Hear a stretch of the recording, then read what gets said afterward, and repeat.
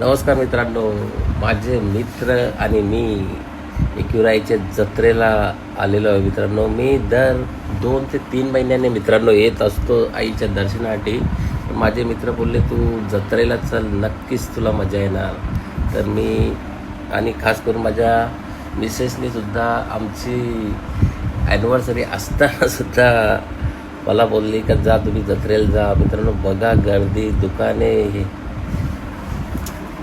खूप गर्दी होती. मित्रांनो पाय ठेवायला जागा नव्हती, तेवढ्याच गाड्या आणि तेवढीच गर्दी. पुढे जाण्यासाठी भरपूर वेळ लागत होता. मित्रांनो खूप गर्दी होती. लाखोचा समुदाय आला होता. मित्रांनो बघा, डोंगर कुठे आहे आणि आम्ही कुठे आहेत.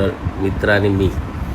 दुकाने खचाखच भरले होते, तेवढेच लोक खरेदीसुद्धा करत होते.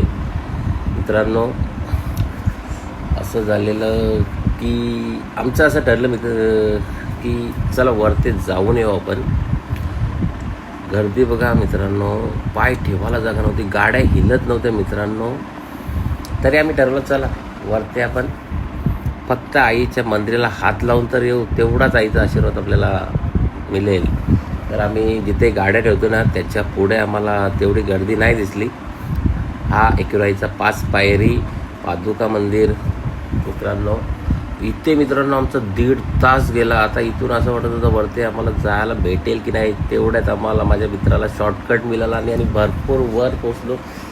जसा मंदिर येत होता तसं मला समाधान वाटत होता की खरंच आज आलो. माझ्या मित्रांमुळे आणि माझ्या मिसेसमुळे मी इथे आलो.